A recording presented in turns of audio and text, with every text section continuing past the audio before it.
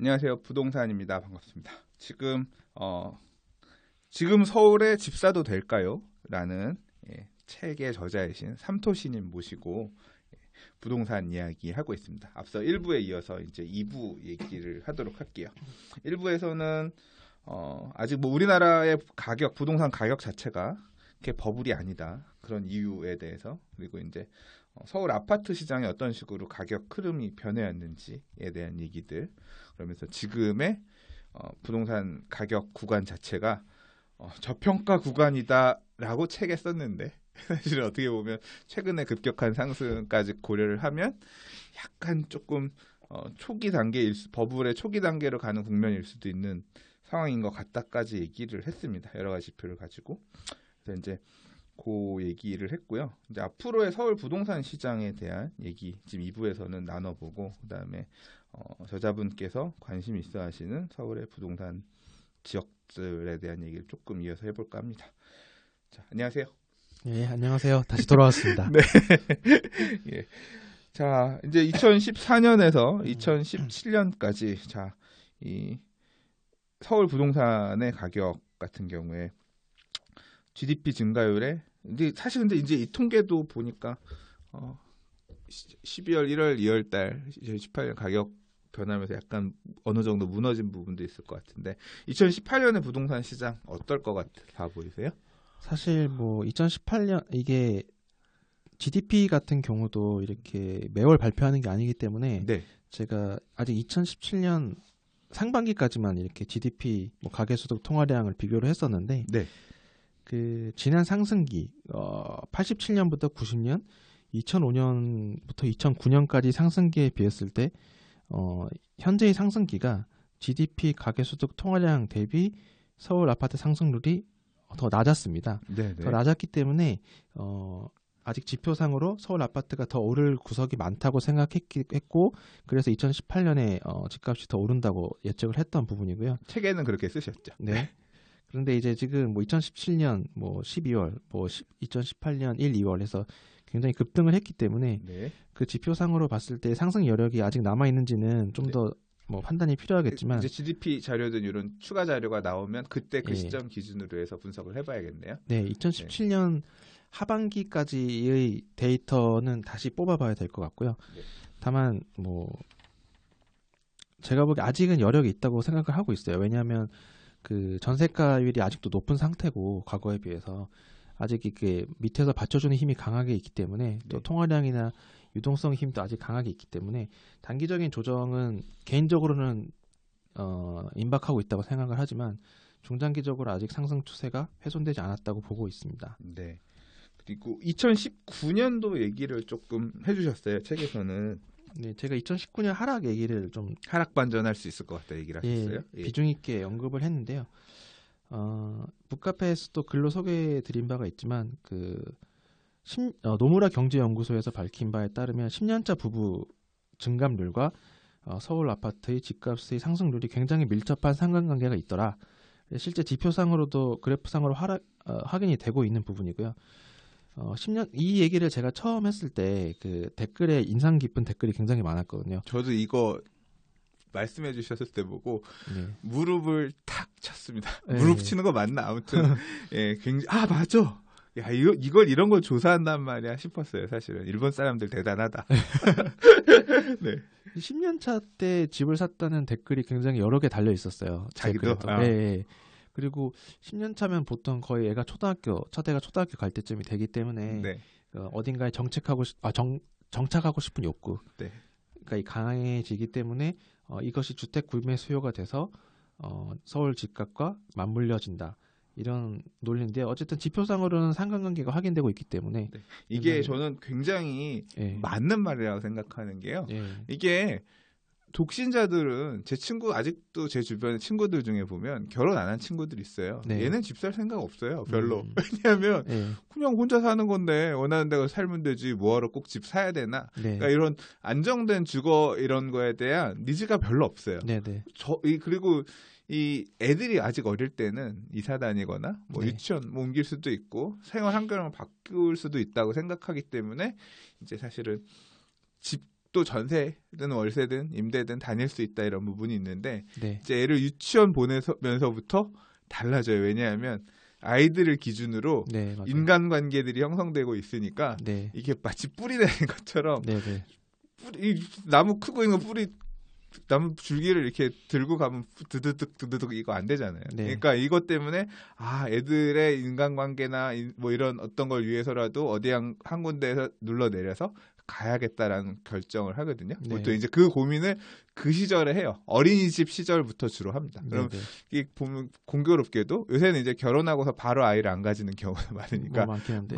이게 이제 이 노무라 금융투자연구소에서 그 시점으로 딱 잡은 게 제일 그 결정을 많이 하는 시점이 결혼하고 10년부터다라고 했고 네. 나이로도 보면 사람들 개인으로도 보면 딱 나이대가 나오잖아요. 네, 네. 뭐 30대 초반에 했다고 하면 40 전후 정도. 네. 그러니까 그 정도의 진지하게 고민하는 그런 어떤 사람들이 늘어나고 한다는 거죠. 그래서 10년 차 결혼한 지 10년 된 이 부부 숫자들이 많은 해에는 네. 집 살려고 하는 수요가 되게 늘어나는 거고 네, 네. 10년 결혼한 지 10년 차 부부가 줄어드는 해에는 집 살려고 하는 수요가 줄어든다는 얘기고 예. 야, 이걸 갖다가 찾아내가지고 근거로 만드시는 것도 진짜 감탄을 했습니다. 예. 그래서 저도 노무라 그 기사를 보고 저도 말씀하신 대로 무릎을 탁 쳤거든요. 네. 근데 조사해 보니까 2019년에 굉장히 10년차 부부가 하락을 하더라. 감소를 하더라. 올해 2018년에는 10년차 부부 증감률이 하락하고 네. 네. 19년에는 하락폭이 절정에 이르는.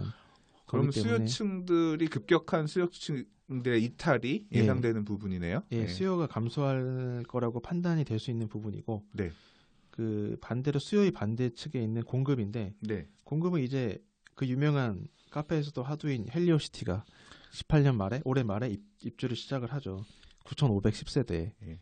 이게 뭐 거의 미니 신도시급 입주가 서울 송파구 한복판에 이제 벌어지는 셈이고. 어지간한 택지지구 전체 물량보다 많아요. 네. 지금 뭐 기사 보면 최근에 뭐 용인 한숲시티에 입주한다고도 난리인데 6,800세대거든요. 용인함 시티. 근데 이건 9,500세대. 네. 그것도 고가의 주택이 이 10억 넘는 10몇 억의 그 세대가 이제 9,500세대가 입주를 하기 때문에 네. 여파가 없을 수 없다고 보고요. 올 하반기부터 입주하죠. 예, 원래는 12월 목표인데 네, 네. 뭐 약간 당겨질 수도 있다는 얘기도 있고. 집은 많이 줬더라고요. 예, 네. 많이 올라왔더라고요. 네. 그리고 뭐 2019년부터 이제 개포가 이제 입주가 시작이 되고 개포랑 고덕이죠.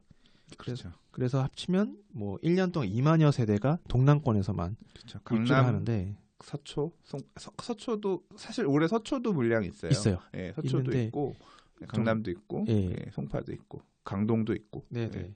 그러다 보니까 동남권만 2만여 세대 이상의 입주가 있기 때문에 최소한 전세가는 출렁거리기 확실해 보이고 예. 또 원래 전세값이 짝수회 때마다 상승률이 더딘데 여기에 지금 뭐 이렇게 입주 물량까지 늘어날 경우는 네. 전세가율이 아니라 전세값 하락 자체가 이제 올 수 있는 상황인 것 같고 네. 어쨌든 아까 말씀드린 수요가 줄고 이제 여기 공급은 늘어나기 때문에 굉장히 2019년이 하나의 뭐 분기점이 될 수 있지 않을까 하는 판단이 있었고요. 저는 사실 2018년 약간 조정받고 네. 뭐 2019년 다시 올라갈 수 있을 거다 이런 생각이었는데 네. 지금 말씀하신 내용을 보면 하락 추세가 2018년에서 이어서 2019년까지도 갈 수 있겠다는 생각이 사실은 살짝 드네요. 얘기를 들어보니까. 저도 이제 네. 이 상승 추세, 이 폭등이 예상 외로 일어났기 때문에 네. 12월 1월에 네. 그렇기 때문에 좀 조정이 좀 빨리 올 수도 있다는 생각이 들고 조정은 좀 빨라질 수도 있을 것 예, 같다. 그래서 뭐 2018년 하반기 음. 그리고 2019년에 좀 조정 내지는 뭐 어느 정도 하락의 기운이 좀 많이 강해지지 않을까 하는 생각이 듭니다. 그러네요. 이게 전세 가격 물량들 쌓이기 시작하면 네. 전세 가격이 뭐 1,200만 원 조정이 아니라 예, 팍팍 되거든요. 경험적으로 보면. 지난주에 서초구가 굉장히 많이 전세가가 빠졌더라고요. 마이너스 0.27%면 그게 한국감정원 기준이면 되게 큰 하락폭이거든요. 서초가 왜 갑자기 이렇게 빠졌을까? 저도 그 기사 나오는데 이유는 잘 모르겠더라고요. 이유는 안 적혀 있었어요. 그러니까 저도 이유는 잘 모르겠어요. 미래 얘기하면 사실 송파가 더 영향을 받아야 되는데 그렇죠. 서초가 확 빠졌거든요. 근데 사실 올 하반기부터는 뭐 또 있냐면 한편으로 봐야 될 게 이주도 많아요.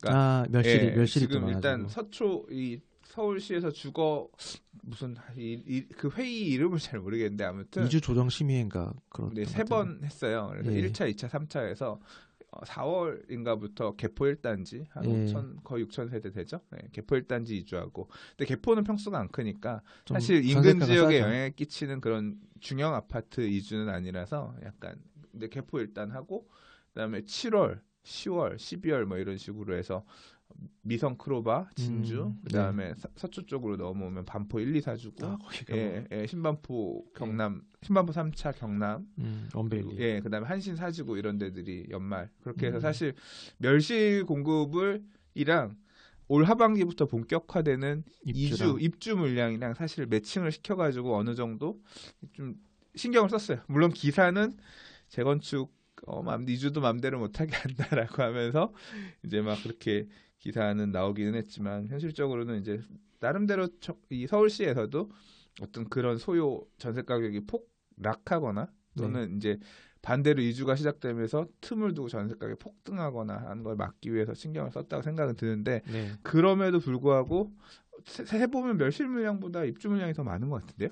계산해 보니까. 그럴 것 같고요. 또 그 해당 아파트의 그 뭐 이주 물량이 이주하시는 분들이 이제 그 서울에 정착할 수 있느냐도 좀 판단이 필요한 부분 같고 네. 왜냐하면 기존의 주택의 전세가가 낮았기 때문에 네, 네. 그분들이 상당수는 좀 경기도로 좀 외곽으로 빠지실 수도 있을 것 같고요. 그렇죠. 원래 예. 재건축 낡은 아파트 사는 거는 싼 맛에 그런 수요도 어느 정도 인근 새 아파트들에 비해서는 전세 가격이 월등히 저렴한 편이니까요. 예, 요즘 북카페 피코천사님이 자주 글을 올려주시는 부분이 이제 과연 이런 새 아파트 동남권의 새 아파트들이 네. 6억 이상의 전세 수요가 과연 얼마나 있을 것인가 대체할 수 있을 것인가에 대한 의문을 계속 표시하고 계신데 생각보다 입주할 때 전세 가격은 예. 더 빠질 수도 있다. 예, 뭐 그런 주장이신 거죠. 예. 그러면 예. 그 고가의 전세 수요가 의외로 뒷받침 안 될 수도 있다는 지적을 하고 계시거든요.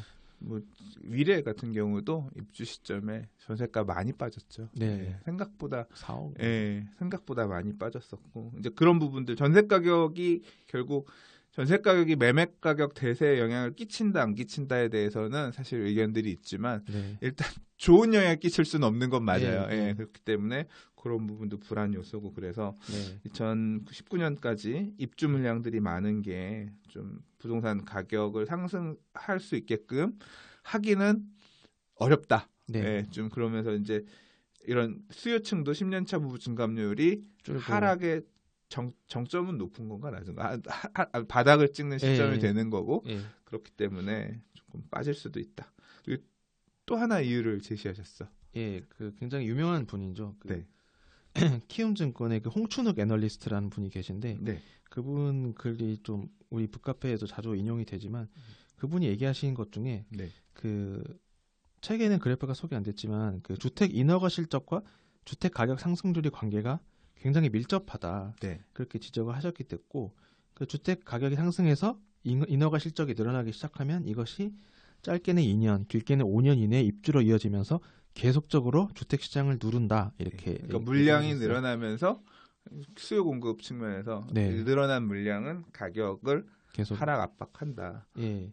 과거에 급격하게 늘어난 물량의 부동산 시장을 오랫동안 짓눌렀던 건 아까 설명해 주신 90년대 초반에 네. 신도시 물량들이 90년대 부동산 가격을 계속 눌렀던 그런 부분하고도 이어지는 얘기인 것 같아요. 예, 뭐 물량 앞에 장사 없다고 하는데 네. 그 부분이 좀 들어맞는 것 같고 어쨌든 31년 기간 동안 네. 6년 연속 상승한 적이 한 번도 없었다는 건 좀 눈여겨볼 만한 것 같고요. 네. 그래서 지금 2014년부터 연간 기준으로 2014년부터 올랐기 때문에 네. 2018년까지 오르면 벌써 5년째고 네. 2019년까지 상승하면 어떻게 보면 최초로 6년 연속 상승하는 건데 그만큼 우리 경제 지표나 뭐 그런 것들이 과거보다 좋냐라고 했을 땐 그건 좀 미흡해 보이거든요. 네. 그래서 저는 이번 상승을 2018년까지로 네.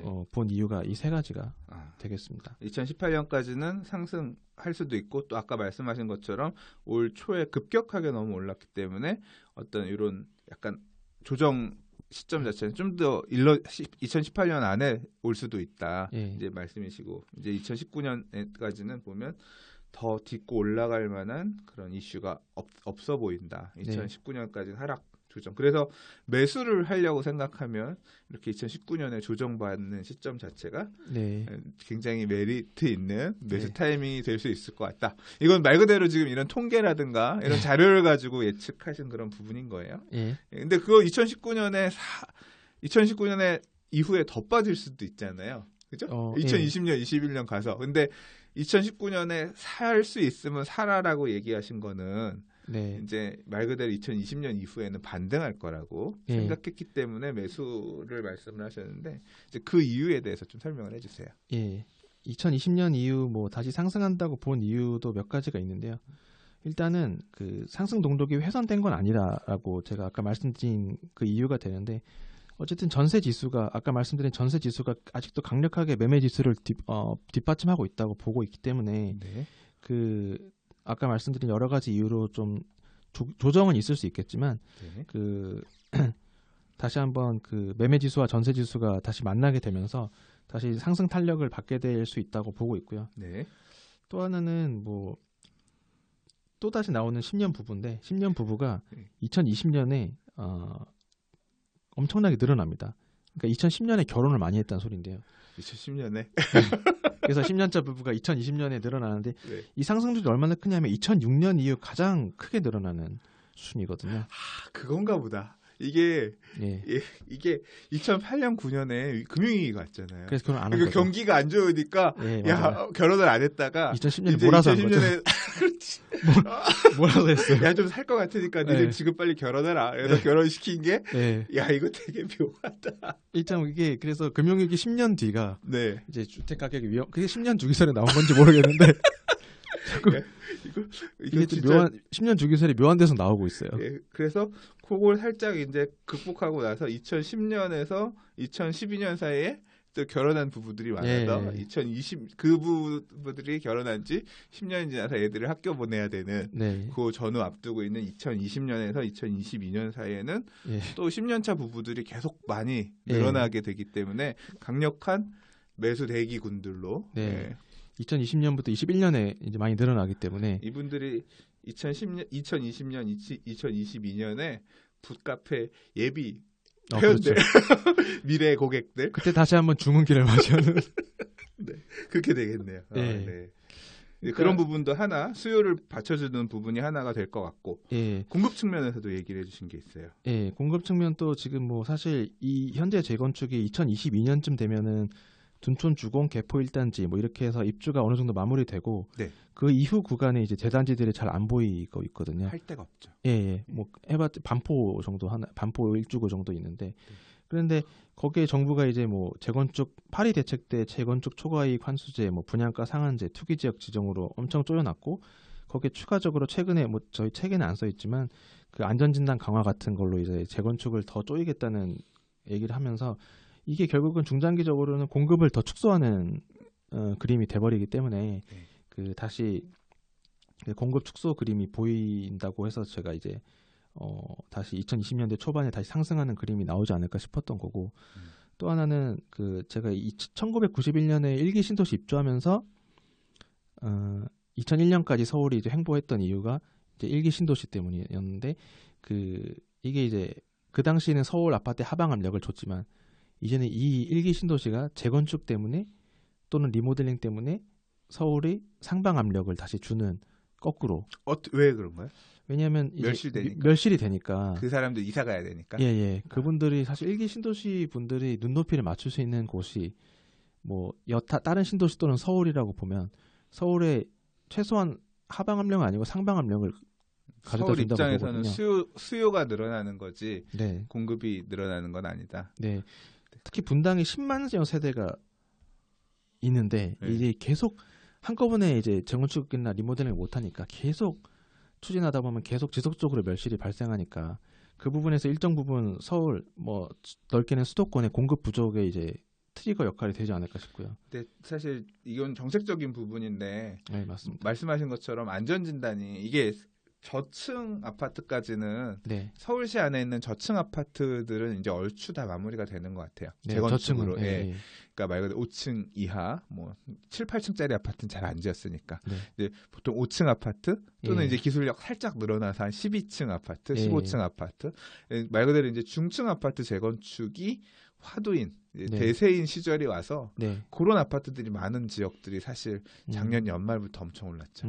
예, 바동토치 대표적인 않을까요? 예. 근데 그런 시장으로 부동산 가격 불이 이렇게 옮겨붙는 것을 걱정해서 정부가 안전진단 기준을 바꾸겠다라고 하는 건 3월 7일부터 네. 급하게 시행을 했잖아요. 네. 네. 그것 때문에 사실 이제 목동도 난리가 났고 뭐 중계동, 상계동 이런 쪽도 난리가 났고 서울 안에서도 송파구 쪽 재건축 초기 단계 재건축들도 이제 난리가 났는데 네. 분당까지 분당은 과연 재건축할 수 있을까? 그게 제일 예. 분당에서 화두인 것 같아요. 분당이 재건축이 되냐 안 되냐 예. 뭐 여러 의견이 있지만 그 잘 보면 사실 그 일기 신도시 또 표를 또 무시할 수 없다고 생각을 했기 때문에 예. 일기 신도시가 합치면 29만 세대더라고요. 네. 그러니까 잘 보면 일기 신도시의 그 각 선거 때마다 그 지역에 나오는 정치인들은 재건축을 늘 공약으로 내세우더라고요.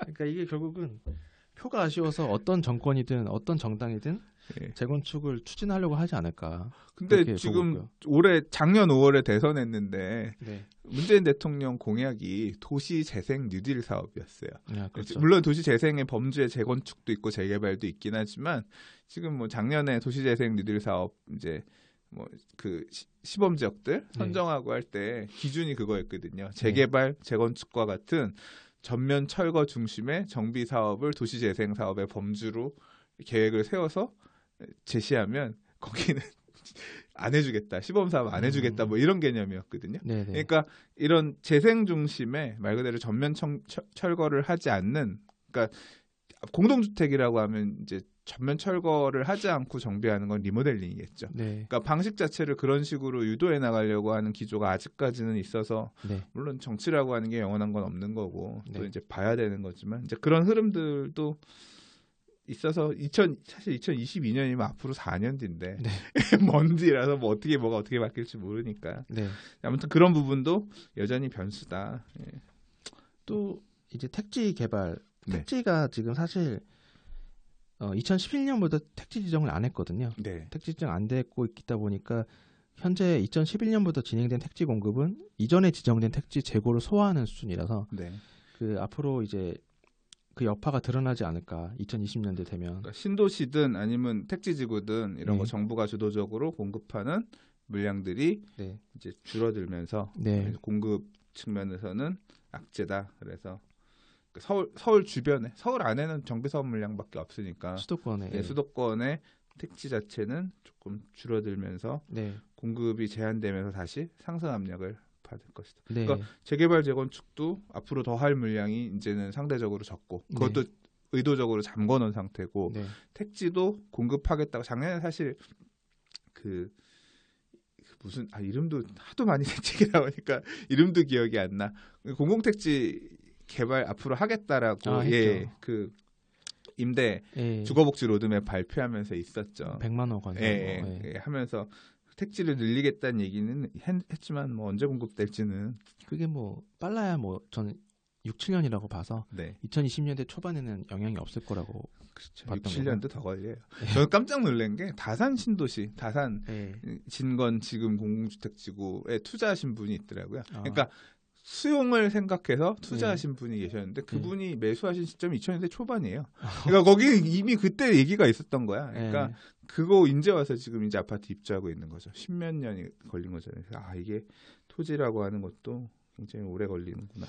그래서 저는 뭐 서울도 재건축 틀어막고 뭐 수도권에서 택지가 줄어들면 2020년대 초반엔 서울도 수도권도 다시 공급 부족이 아닐까 하는 생각이 들고 있거든요. 저는 살짝 약간 생각이 다른 부분이 있어요. 이거는 뭐 사실 저자분의 의견도 중요하고 이제 저도 그냥 의견을 약간 보태면 택지를 공공이 이렇게 조성하는 거는 안 하는데 한편으로는 도시개발 사업들 민간이 그러니까 사업 환경이 좋아지니까 부동산 가격이 상승하니까 멈춰서 있던 도시개발 사업들 하면서 수도권 주변의 논밭들 갈아엎어가지고 민간 택지 민간 이제 주택 공급하는 데들이 계속 있긴 있거든요. 그래서 그런 물량들이 나오면 수도권 물량은 어느 정도 계속 유지가 될 것 같아요. 개인적으로는. 네. 서울 안에는 없지만. 네. 근데 뭐 서울 만약에 그런 물량들이 나온다고 하면 그런 물량은 또 서울 부동산 가격을 또 압박하는 네. 예, 여지가 될 수 있겠네요. 네. 그러니까 뭐 여러 가지 같이 들으시는 분들이 판단하실 문제인 것 같습니다. 예. 자, 근데 2019년은 아무튼 그래서 가격이 하락 압력을 받고 수요도 줄어서 이제 매수할 타이밍이면 2020년, 22년 사이 때는 이제 반등할 수 있는 여지가 있어 보이는 타이밍이고, 네. 근데 팔면 이제 2025년 가면 또 한번 매도를 고려해 볼 만한 타이밍이다. 네, 이거는 사실 제가 굉장히 조심스러운 부분이라 사실은 이 내용은 없었던 내용인데요. 네. 이게 언제 사는지를 지정을 해주면 파는 시기도 지정을 해줘야 된다는 의견이 많아서 굉장히 먼 미래 구간이지만 일단 예상을 해봤는데 네. 또 10년차 부부 증감률 얘기를 하는 이유는 2020년대 중반까지 결과가 나와 있는 유일한 지표이기 때문입니다. 왜냐하면 2017년까지 결혼을 했으니까 10년 뒤에 2027년까지 결과가 나와 있는 거거든요. 10년차 부부가요. 그런데 2026, 27년에 IMF 이후로 최대로 10년차 부부가 줄어듭니다. 2026, 27년에. 왜냐하면 예, 2016, 17년에 결혼을 안 했다는 소리거든요. 네. 그 뭐 다양한 이유가 있겠지만 어쨌든 팩트는 드러나 있는 사실이고 네. IMF 이후 가장 결혼을 안 한 시기이기 때문에 네. 2026년, 7년에 뭐 10년차 부부로 대표되는 주택 수요가 네. 굉장히 크게 감소할 것이다라고 본 거고요. 요새 앞으로 이제 결혼들을 진짜 안 하는 시대가 오면 네. 주택에 대한 매수를 해야겠다라고 하는 수요들, 애도 덜 낳고 네. 그러면서 사실 주택 시장의 패러다임이 바뀔 수도 있겠네요. 이 지표가 갖는 의미도 좀 달라질 수도 있을 것 같고요. 그럴 수도 있겠네요. 예. 여러 가지를 생각하게 해 주시는 내용이라고 생각됩니다. 뭐 또 인구 감소가 원래 32년이었는데 작년에 2028년으로 당겨졌고 네. 지금 2017년 출산율이 뭐 1.05명까지 내려간 게 확인이 되면서 네. 인구 감소가 2028년도 아니고 2027년이란 말도 있고요. 네.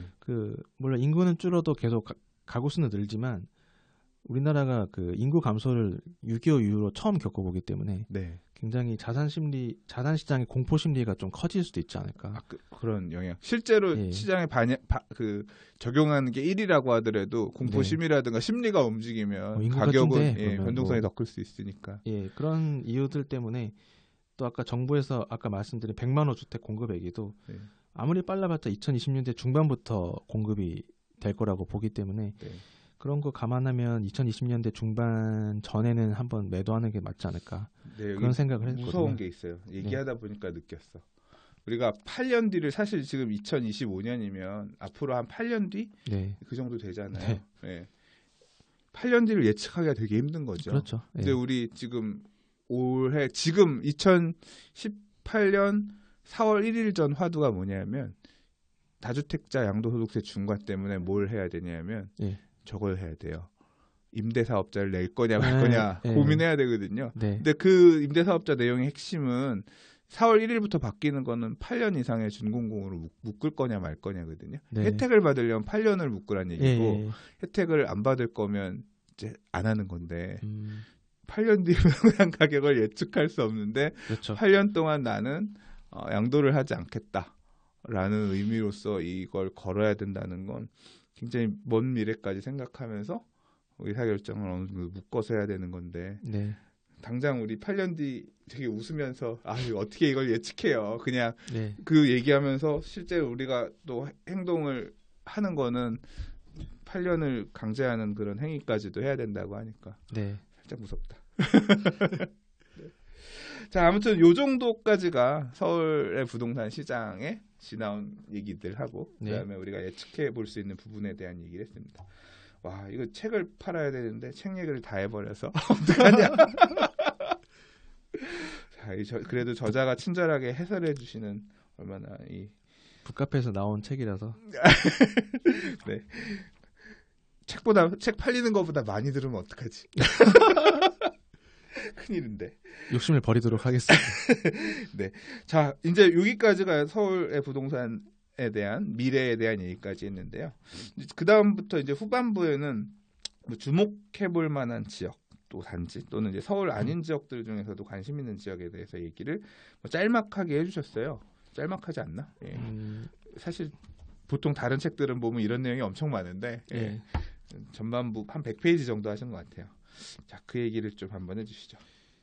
사실 제가 좀 지양하고 싶었던 건 뭐 여기도 좋고 저기도 좋고 뭐 다 좋다더라 이런 식의 내용은 좀 지양을 하고 싶었고요. 네. 다만 이제 북카페 특성상 이렇게 지역을 건드린다는 게 상당히 부담되는 면이라서 네.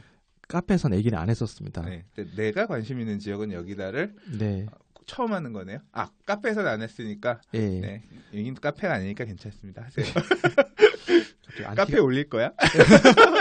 안티가 늘어날 것 같은 생각이. 네, 네. 근데 그렇게 뭐 다 좋다 그러면 재미가 없다고 보여져서 네. 좀 그래도 데이터 상으로 좀 문제가 있다 또는 뭐 어떤 투자 가치가 아쉬운 부분이 있는 거는 얘기를 해야 되겠다 생각했고. 네, 네. 그 얘기를 들으려고 지금까지 기다리고 계세요. 그러셨을 것 같아서. 네, 네.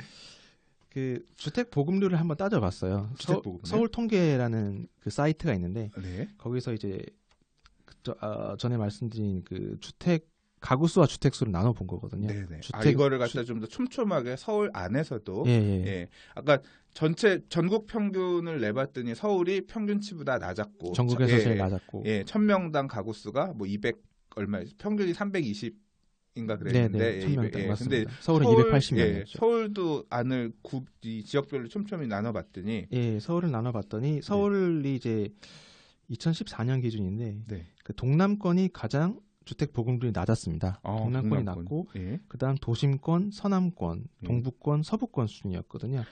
서북이 많네. 예, 서북이 예, 그 집이 많아.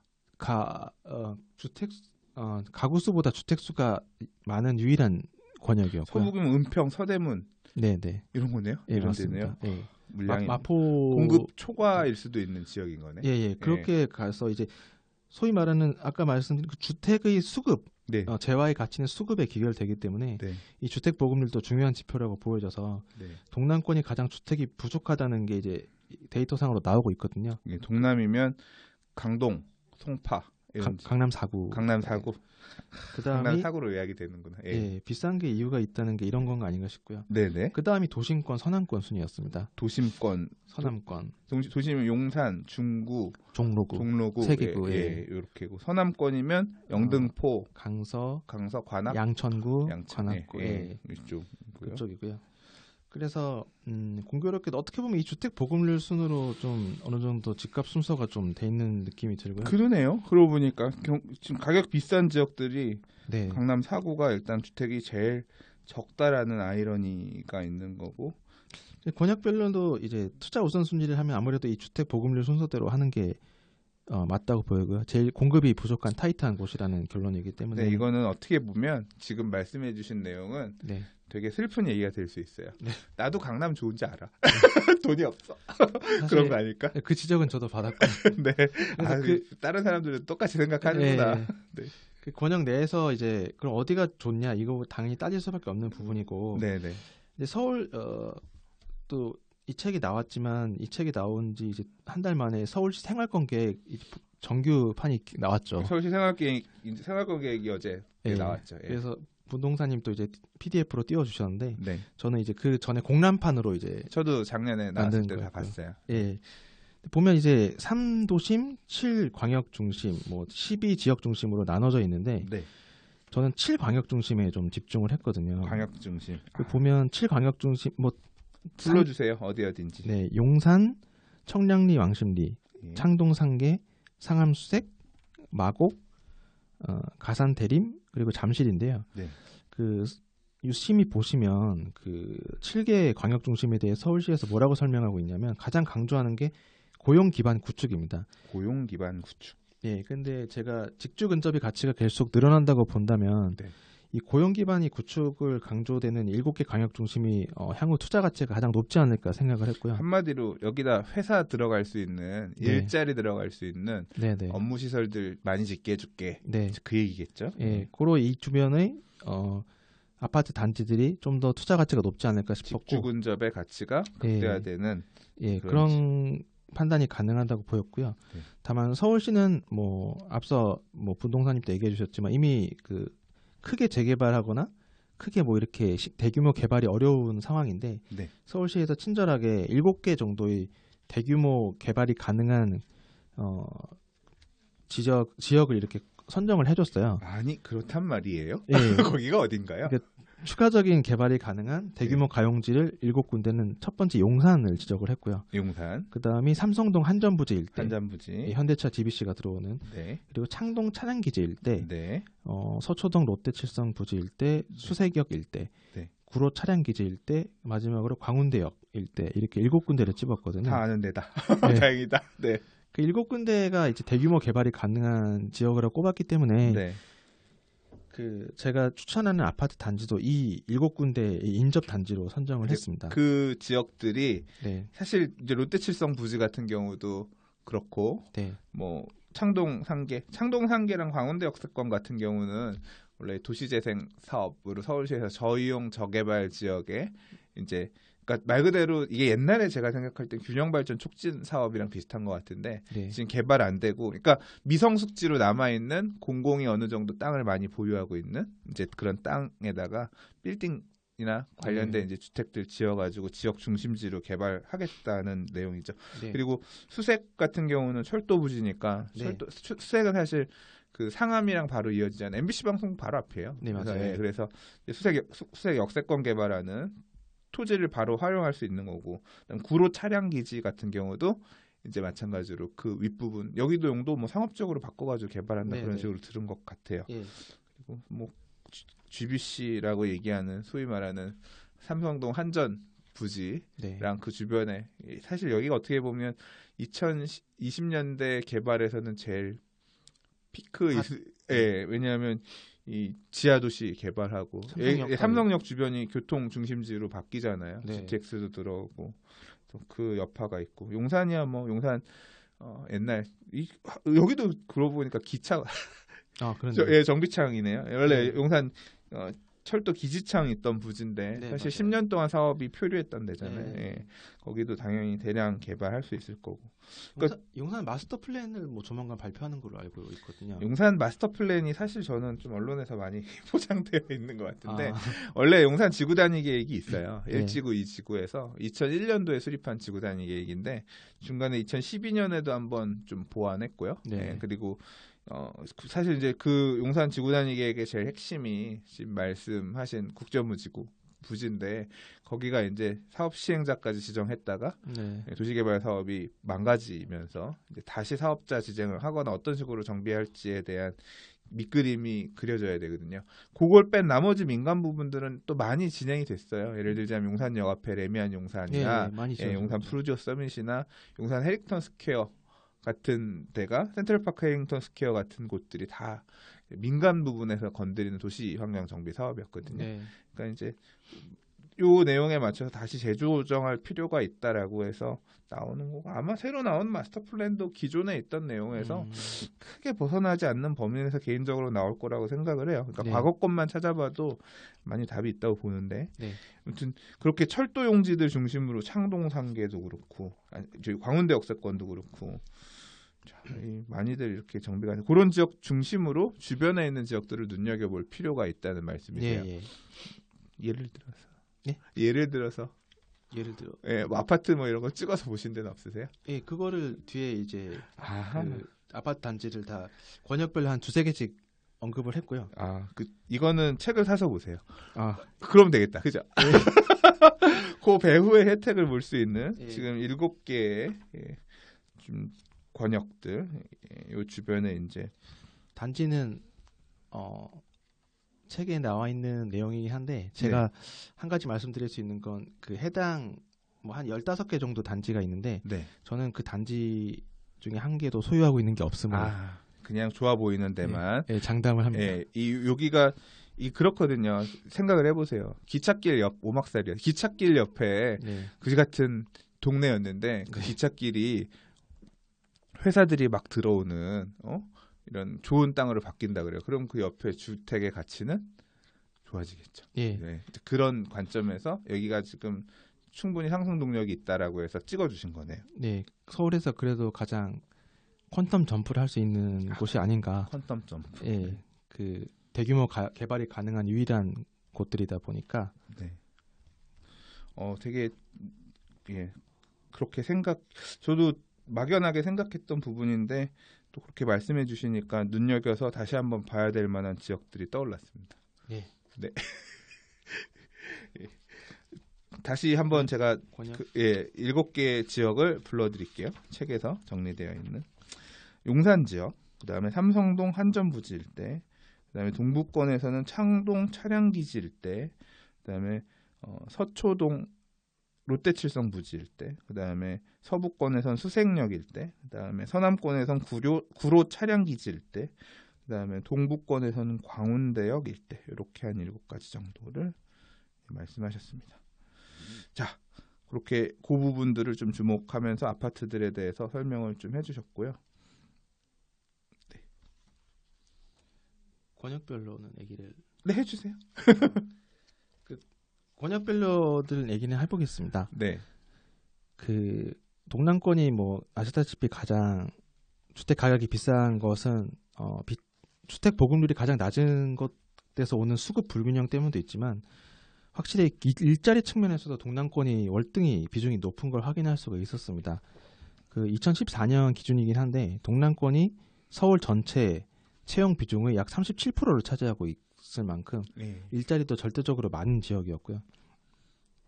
그렇기 때문에 동남권이 인기가 많지만 또 하나는 그 동남권 개발 가장 유명한 그 마이스 산업벨트인데요. 네. 이게 다른 계획보다 좀 현실성 있게 다가오는 건 이 마이스 산업벨트 이제 현대차 GBC, 잠실 운동장, 롯데월드 타워를 잇는 이 산업벨트가 실현성이 현저히 높기 때문에 더 이 믿음이 가는 계획이거든요.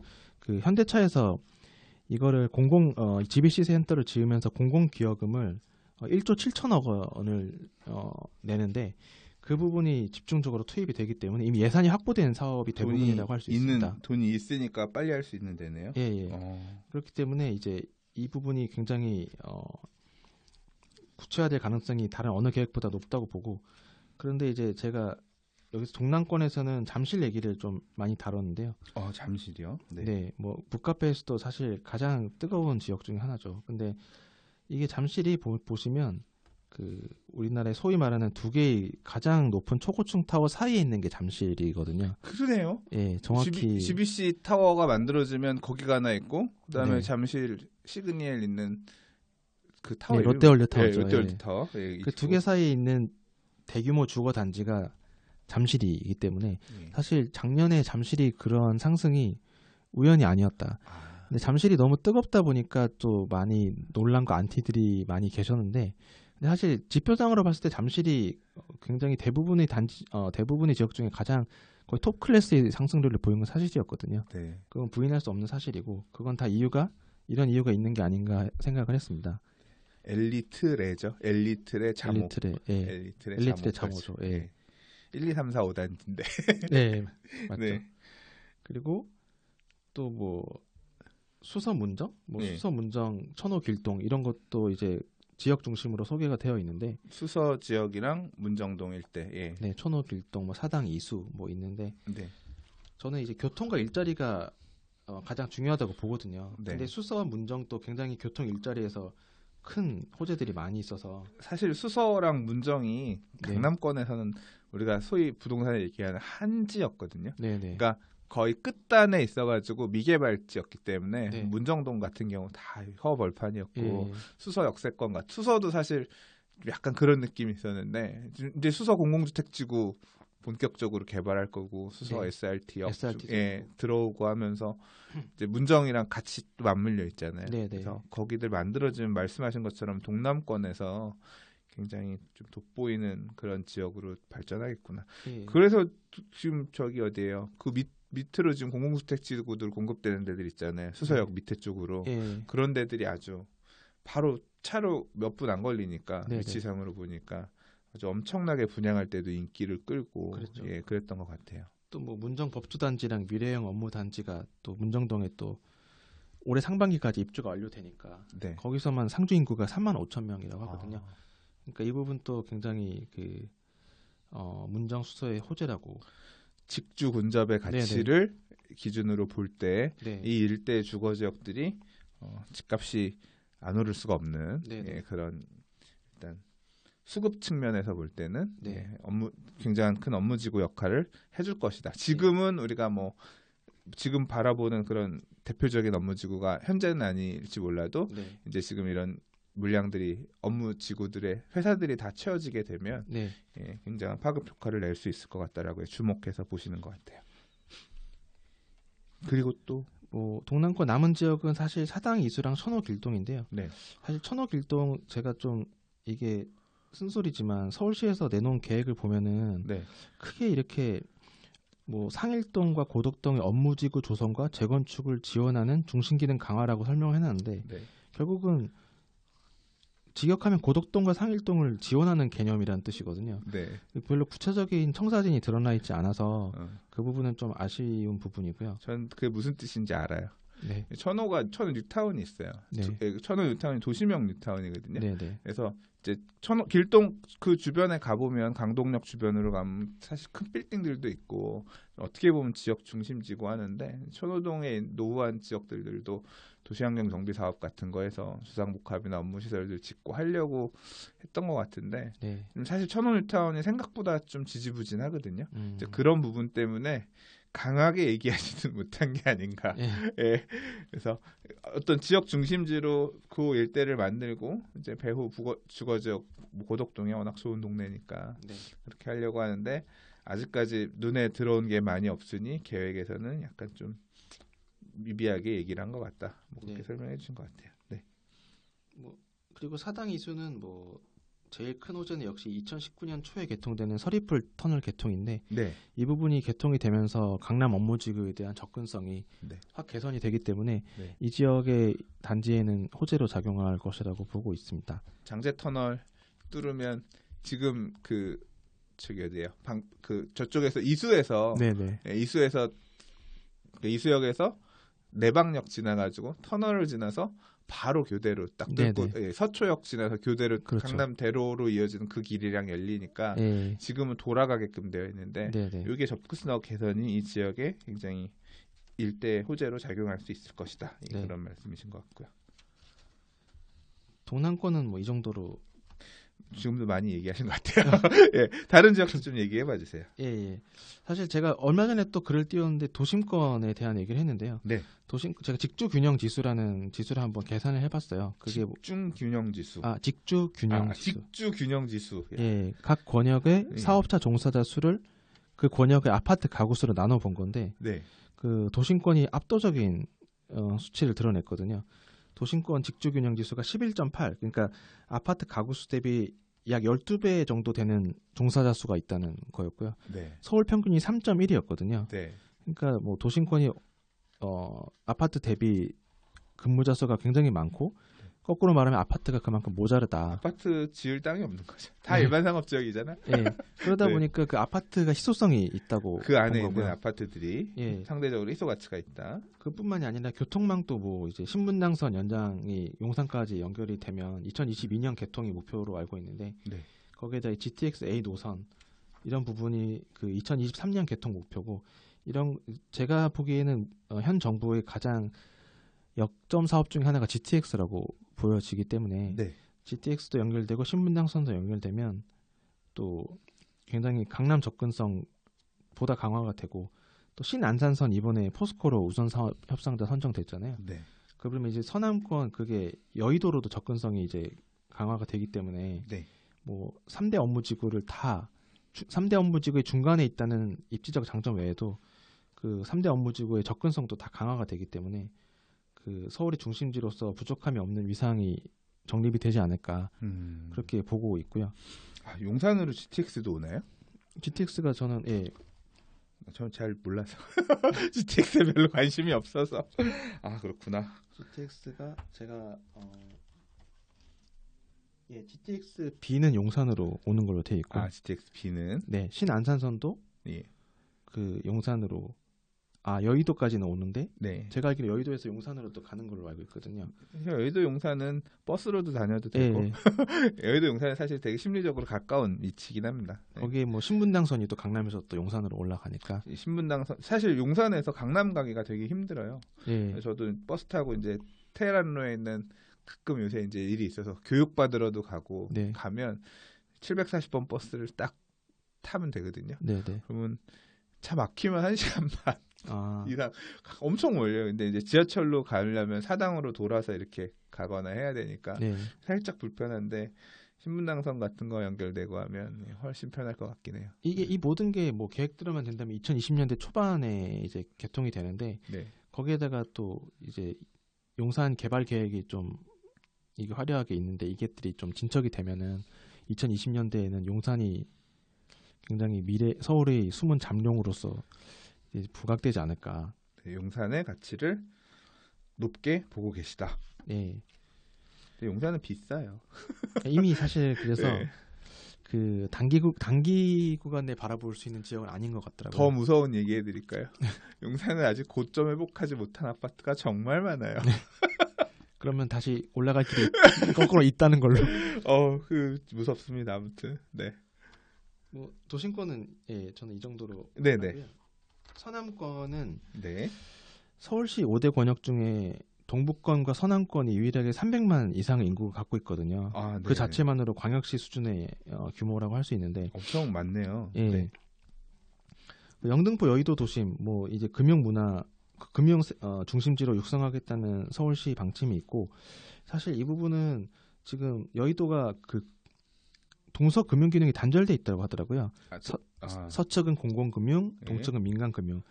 뭐 이거 연계 강화를 위해서 여의도 공원 지하 공간을 또 활용한다고 돼 있고 가는 길이 중간에 옛날에 여의도 광장, 네. 지금 이제 공원으로 바뀌었죠. 네. 사실 단절된 느낌이 살짝 있어요. 네, 그걸 뭐 지하 공간을 통해서 활용해서 국제 금융 코리더를 조성한다고 돼 있더라고요.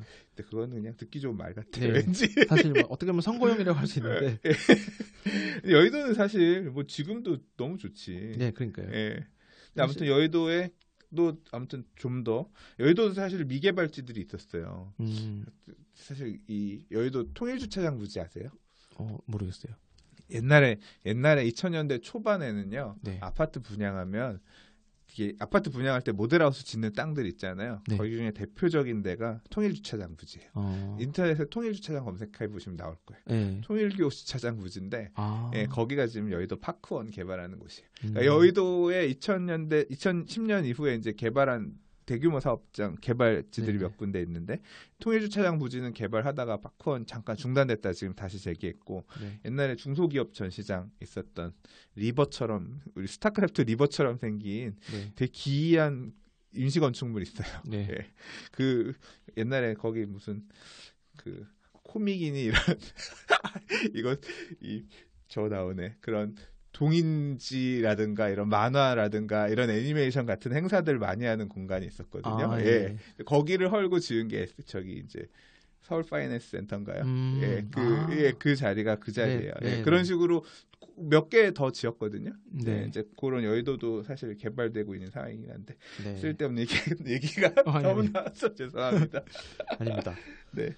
아무튼 여의도도 그렇게 가고 있고 연계해서 밑에 쪽도 뭐가 많네요. 보니까. 예. 영등포 쪽이 사실 옛날에 공장 부지들이 많아서 네네. 영등포도 보면 이런 공장들이 다 이제 아파트형 공장들, 지식산업센터들 하면서 많이 정비가 됐죠. 네. 그리고는 이제 마곡인데요. 네. 마곡도 사실 마곡에 지금 뭐 마곡을 아직 입주가 다 안 됐죠. 그래서 제 직주균형 또 얘기 나오는데 네. 마곡의 주거단지가 이제 11,353세대라고 네. 하는데 마곡지구가 업무지구가 다 이제 입주를 하면 근무인원은 서울시 추산으로는 최종 16만 5천 명으로 예상이 된다. 마곡 안에만 네. 엄청나네요. 거기다가 이제 뭐 그렇기 때문에 수급 측면에서도 마곡이 이제 주택 수요가 풍부하게 점점 더 풍부해질 것이라고 봐도 무방할 것 같고요. 마곡 안에 지금 16만 5천 명의 근로자가 근무하는 지역으로 업무지구로 마곡이 바뀌는데 네. 아파트는 12,000세대도 안 되니까 예. 일단은 마곡 안에 있는 주택들은 되게 희소 가치가 있고 네. 주변으로도 되게 마곡 그렇게 업무지구들이 그 안에 생기게 되면 또 그 회사들도 다 좋잖아요. 네. 몇면이 다 대기업들이 많고. 대기업들이고 하니까 배후에 있는 주거 지역들도 영향을 받을 수밖에 없겠네요. 이게 잠실처럼 이제 이 현실화가 임박한 다 계획들이기 때문에 그렇죠. 그 가치가 있다고 보고요. 네. 또 뭐 아시다시피 5호선, 9호선 공항철도까지 있고 네. 또 보타닉 파크가 곧 조성이 되는데 그게 아시아 최대 규모의 식물원이기 때문에 네. 뭐 주거단지 삶의 가치 측면에서도 좀 괜찮은 부분이라고 보여질까요? 그렇겠네요. 상암동 옛날에 2000년대 초반에 이제 월드컵 공원 항상 이 도시 계획을 크게 하면 월드컵 공원 만들고 그러니까 월드컵 8대 2002년 월드컵 8대를 기준으로 해서 이제 그 일대 개발의 중심 지금 상암 DMC가 결국 다 거기에서 이어진 거거든요. 네. 월드컵 하면서 월드컵 공원 만들고 이 지역의 중심지로 개발하겠다 그래서 상암 DMC 디지털 미디어 시티 조성하고 지금 수색 역세권 개발까지 맞물려 있잖아요. 네. 근데 이제 공원을 그때 상암도 가서 보면 업무지구 있고 밑에 상암 그 택지지구 안에 아파트들 1단지부터 12단지까지 있고 그 밑에가 이제 하늘공원 네. 노을공원 있거든요. 네, 네. 2000년 지금은 사실 상암동 공원이 그렇게 많이 회자되지는 않는데 네. 처음 공원 만들어졌을 때는 네. 사람들 막 그 당시에 디지털 카메라 보급되면서 네. 출사 간다 그래가지고 상암동 공원 엄청 많이 갔었거든요. 네, 저도 간 적 있어요. 네. 근데 이제 앞으로는 보타닉 파크가 마곡 안에서 열리면 네. 그런 식으로 외지인들의 관심들을 끌면서 네. 마곡이 갖고 있는 공원의 가치가 사람들한테서 다시 회자되면서 조금 한번 그 지역에 대한 원동력이 될 수도 있겠다는 네, 생각이 뭐 듭니다. 마곡이라는 뭐 브랜드? 네. 지역 브랜드에도 도움이 될 것 같고요. 그렇네요. 저는 사실 제가 있어요. 알고는 있었거든요. 네. 그러니까 원래 옛날 계획 오세훈 서울시장 시절에 마곡 개발 그림에 보면 거기에 뭐 물 들어오는 길 만들어가지고 막 아주 근사한 뭐가 있었어요. 네. 근데 좀 약간 바뀌긴 했지만 네. 그래도 그런 대규모 녹지가 갖고 있는 그런 가치가 지역의 어떤 이미지를 제고하는데 굉장히 영향을 끼치겠다는 생각이 말씀 나누니까 드네요. 네. 그리고 서남권은 이제 또 남은 건 이제 가산 대림이랑 목동, 뭐 봉천이 있는데요. 네. 가산 대림도 뭐 산업단지, 뭐 지벨리라는 큰 산업단지가 있어서 그 부분이 강점이 있는데 또 이 가산 대림이 좋은 이유는 그런 산업적인 이유 외에도 뭐 구로 차량 기지랑 공군 부대 부지라는 개발 가능한 대규모 가용지를 갖고 있다는 점이고 구로 차량 기지 이전도 점점 뭐 2016년 말에 KDI 이전 타당성 조사를 통과를 했기 때문에 네. 점점 가시화되고 있는 이게 전액 국가 부담하는 국책 사업이더라고요. 그래서 결국은 현실화된다고 봤을 때 가산 대림도 굉장히 큰 호재, 뭐 미래 가치가 충분히 있다고 보여지고요. 네. 목동 같은 경우는 좀 생활권 계획을 보면 뭐 디지털 영상 산업 중심지를 육성한다고 되어 있지만 사실 이 부분은 상암이랑 좀 이제 그 나눠져 있기 때문에 SBS 방송국이 있어서 제가 볼 때는 네. 끼워놓은 거 아닌가? SBS랑 CBS가 있다고 해서 그렇게 한 건데 그 상암이랑 기능이 분산되어 있기 때문에 네. 고용적인 효과를 바라다 본다기보다는 네. 그 마곡의 어떻게 보면 교육 학군 수요 배우지로서 목동이 작용할 수 있을 것 같고 목동은 사실 여의도 원래 목동에 사시는 분들 보면 여의도 네. 출퇴근하는 분들이 되게 많아요. 그러니까 네네. 여의도의 어떤 여의도라고 하는 배후 주거 지역으로서 사실 네네. 목동의 가치가 그렇죠. 되게 있었죠. 요즘 뭐 사실 안전진단 강화 때문에 제일 지금 이야기가 많은 단지긴 한데 네. 그 대지 지분이 워낙 많기 때문에 네. 저는 그 내재적인 가치는 충분히 있다고 보고요. 반대로 가격 조정받으면 또 매수 언젠가는 또 된다고 생각하면 네.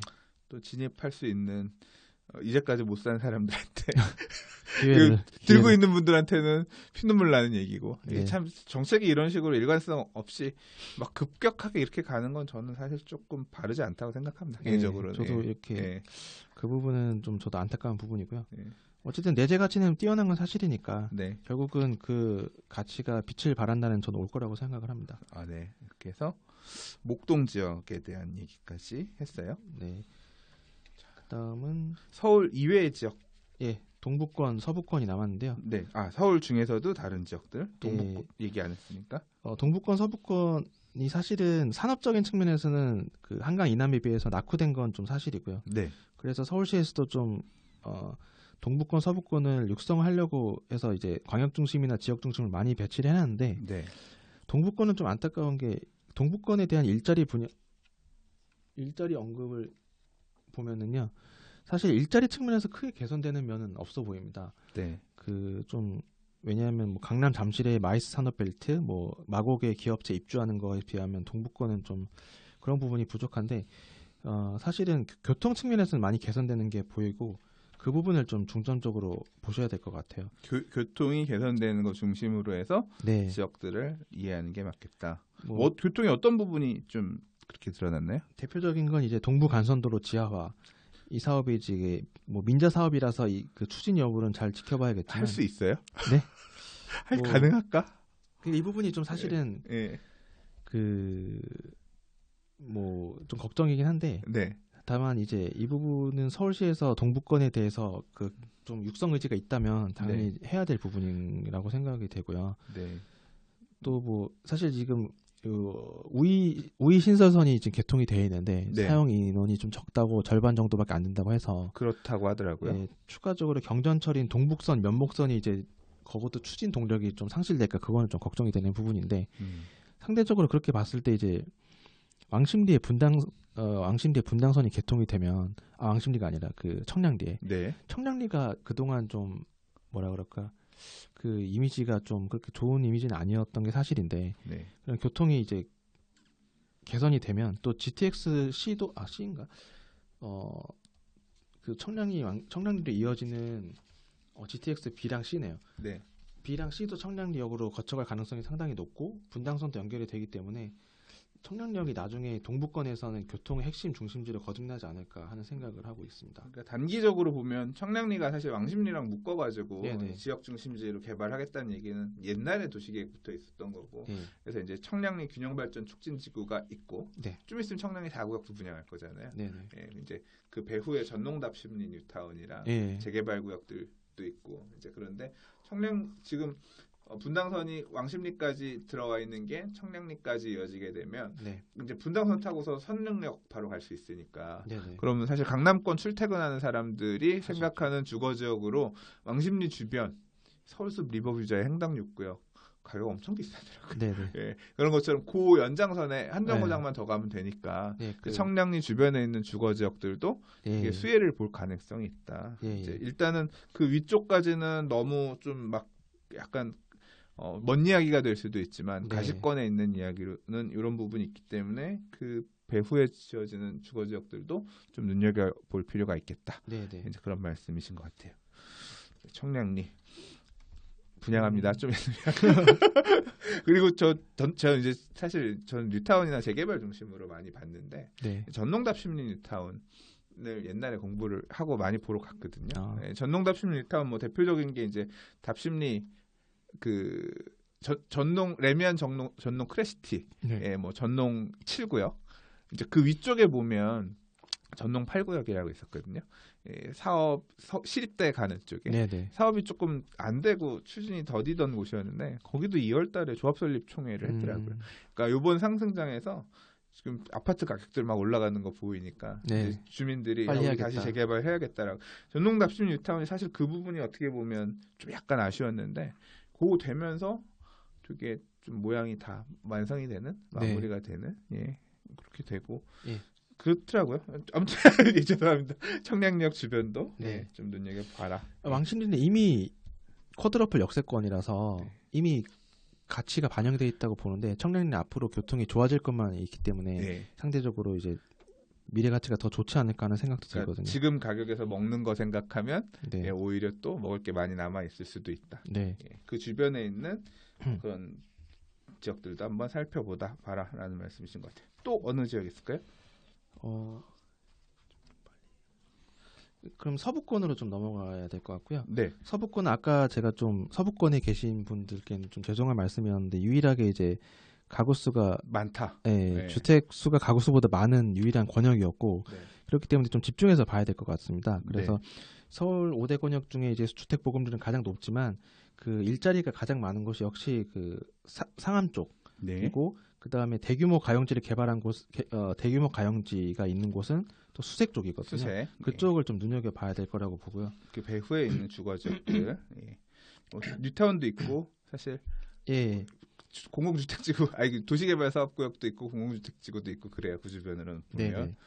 예. 그 교통 측면에서 뭐 상암 수색 같은 경우도 뭐 네. 지금 서울에 지금 현재도 지금 513개의 기업이 있다고 하고요. 예, 상암 안에. 예.